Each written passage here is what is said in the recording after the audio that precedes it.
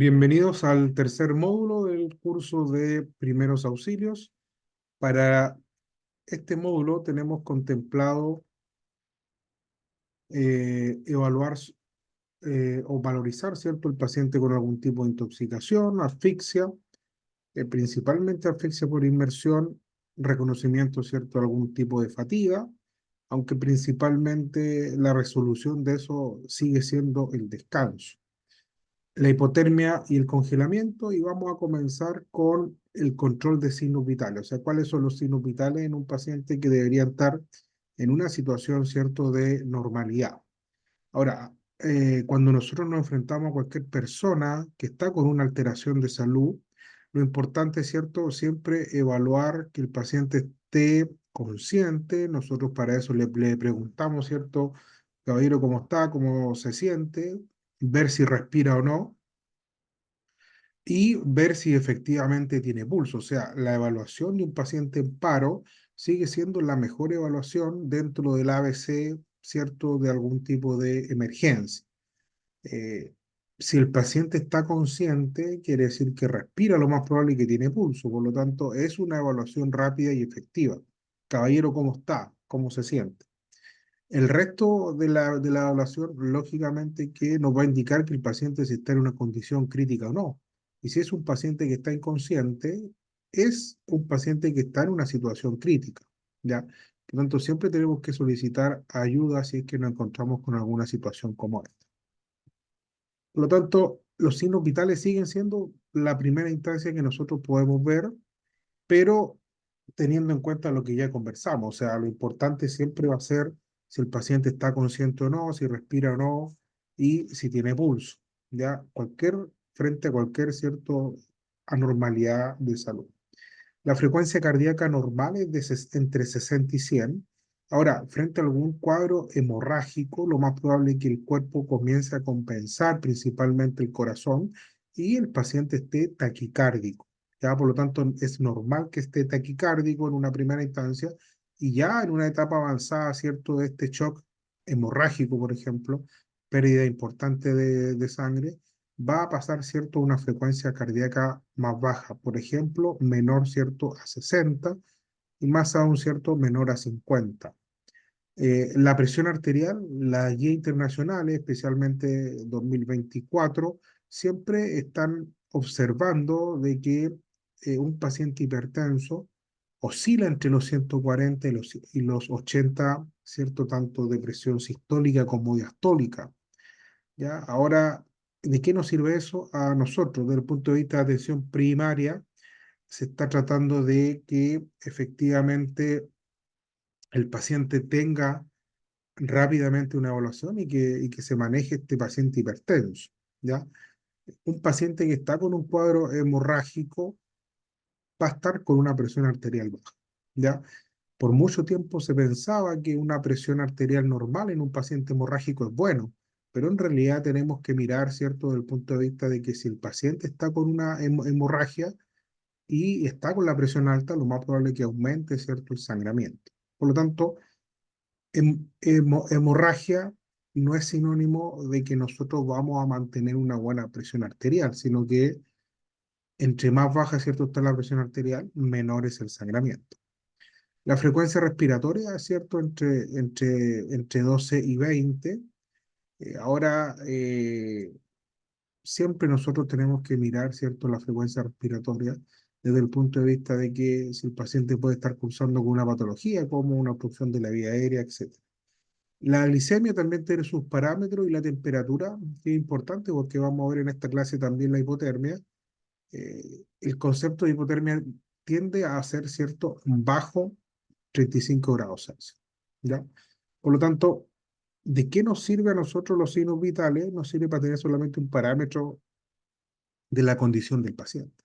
Siempre nosotros tratamos de evaluar a la persona, ¿ya? O sea, frente a preguntarle cómo está, cómo se siente, lo más probable es que vamos a tener un indicio de que el paciente está bien o está mal, independiente, ¿cierto?, de sus signos vitales. Ahora, tener en cuenta que las máquinas que se ocupan, ¿cierto?, para medir signos vitales, en el mercado hay una línea, ¿cierto?, bastante baja desde el punto de vista de costo, y uno puede comprar un aparato presión arterial bajo 5.000 pesos, ¿ya? Pero lamentablemente todos esos equipos tienen un margen de error importante y seguimos pensando que lo mejor es la evaluación del paciente. Si está consciente, si está respirando bien, si tiene buen pulso, es un paciente que está o debería estar con sus parámetros normales.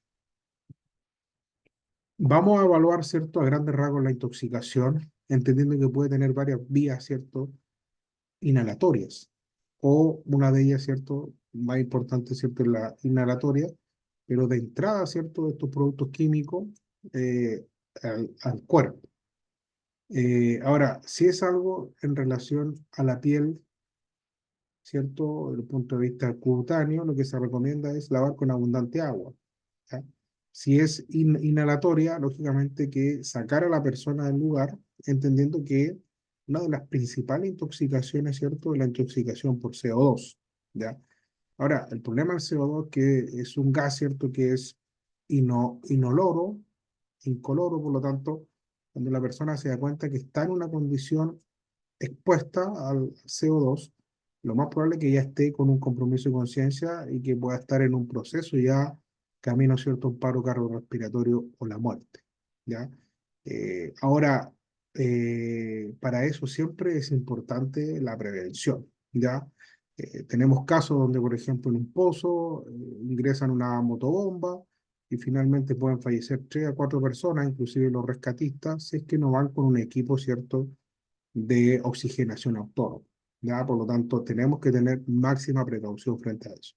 La vía digestiva como la más común, ¿cierto? La que vemos más en la atención médica, que tiene que ver con equivocaciones o intentos, ¿cierto?, de autolisis o de suicidio, y frente a eso, ¿cierto?, una gran cantidad de medicamentos, ingestión.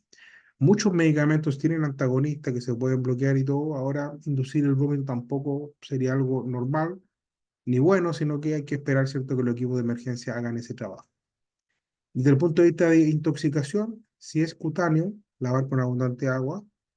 Y otro dato importante que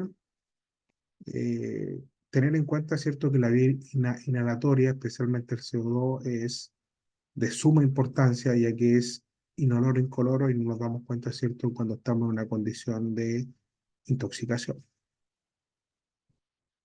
Manejo general, ABC, ¿cierto?, de la emergencia. La letra A va a ser siempre el tema de la vía aérea.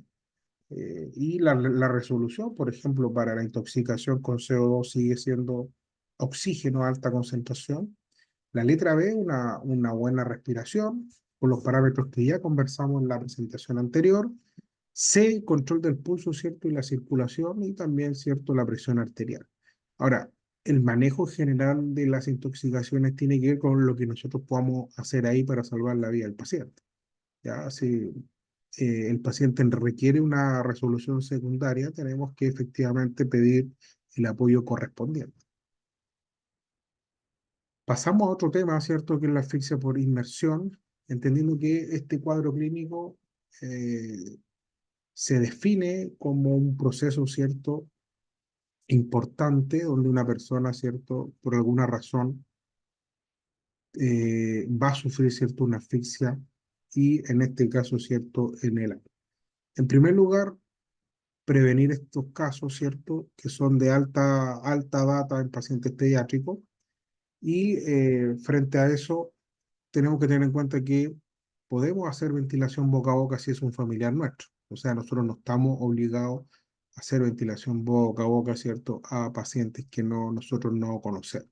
Si es un familiar nuestro, nosotros no nos lanzamos al agua, ¿cierto?, con el tema de la seguridad de la escena importante, llegamos donde está la persona y podríamos aplicar ventilación boca a boca de forma inmediata. Ahora, ¿por qué? Porque efectivamente en una primera instancia la persona no tiene un ahogamiento húmedo, ¿ya? ¿Qué quiere decir esto? Que el cuerpo automáticamente, frente a una sensación de peligro de agua, cierra, ¿cierto?, las vías aéreas, cierra la glotis, cierra la parte de la vía aérea donde el paciente respira, y frente a eso se produce una narcolepsia, o sea, una intoxicación por CO2 producto de este mecanismo de defensa. Por lo tanto, si yo voy y hago una ventilación boca a boca, podría, ¿cierto?, el paciente respirar. Luego de los 10 minutos se produce un ahogamiento húmedo, donde efectivamente el paciente tiene en vía digestiva, vía aérea, ¿cierto? Agua, y lo más probable es que las probabilidades, ¿cierto?, de sacar a este paciente de esta condición van a ser más bajas. Ahora, asfixia por inmersión, estamos hablando de reanimación cardiopulmonar, que lo vamos a ver en el último módulo, ¿cierto?, con el botequín, algo que no estaba dentro del programa, pero que sí o sí sigue siendo importante, que, es que todas las personas que se preparan en primer auxilio tengan conocimiento de compresiones torácicas, de una reanimación de alta calidad. Por lo tanto, vamos a dejar esa parte para poder hablar de reanimación cardiopulmonar, que un paciente que está con una intoxicación importante, especialmente por CO2, por vía inhalatoria, puede requerir cierto compresiones torácicas y una reanimación cardiocerebral o cardiopulmonar, como se refería antes. Ahora, la asfixia por inmersión sí o sí va a conducir, ¿cierto?, en una alta probabilidad a que el paciente requiera reanimación cardiopulmonar. Por lo tanto, lo vamos a ver en el último módulo de este curso de primeros auxilios. Otro tema importante es la hipotermia, especialmente, ¿cierto?, en tiempos de invierno, eh, bajo 35 grados, y nosotros tenemos que tener en cuenta que el organismo tiene dos órganos, ¿cierto?, altamente vascularizados. Uno de ellos es el estómago y otro es la vejiga. Por lo tanto, yo cuando me tomo un café, efectivamente se calienta el cuerpo, ¿ya? Por lo tanto, sería una buena medida frente a una persona que está con una sintomatología de hipotermia, tratar de dar a beber, ¿cierto?, algún líquido caliente, ¿ya? ¿Cuáles son los signos de hipotermia? Respiración lenta, torpeza para hablar, ¿cierto?, somnolencia, pérdida del conocimiento, podríamos llegar, ¿cierto?, hasta punto débil, hablar muy despacio o balbucear. Por lo tanto, eso depende, ¿cierto?, de la condición o de cuando nosotros encontremos a esta persona, ¿ya? Abrigar siempre, tener mantas térmicas, si la ropa está mojada, tratar de sacarla, colocarle ropa nueva, mantas térmicas frazadas, ¿cierto? Sería lo más importante.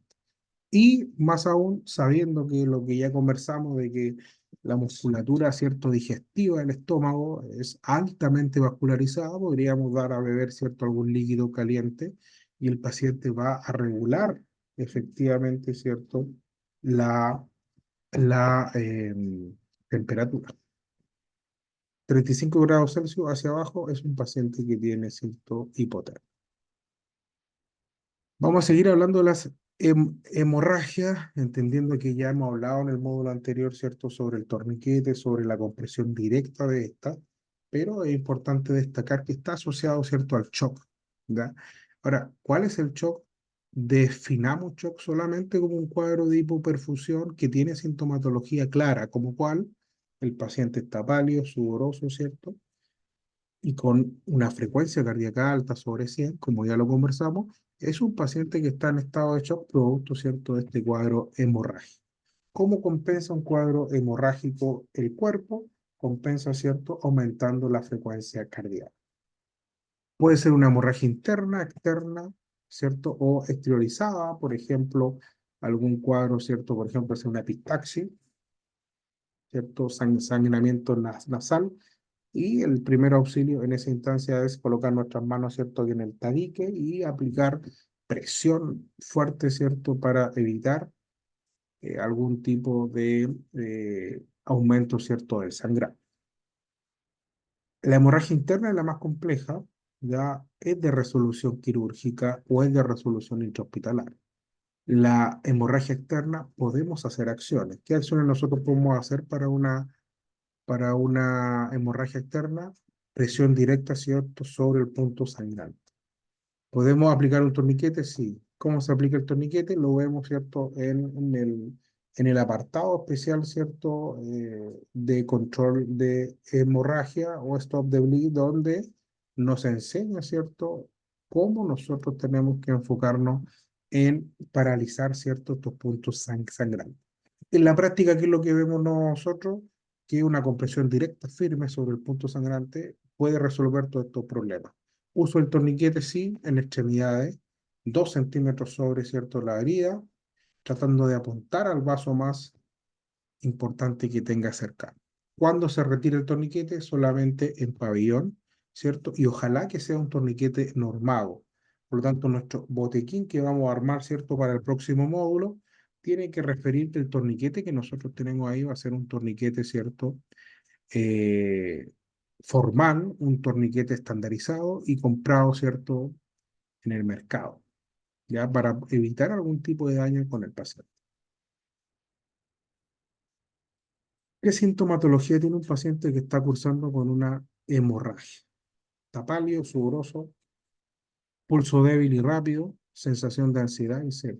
Ahora, el pulso débil es una situación más tardía y es un mal pronóstico.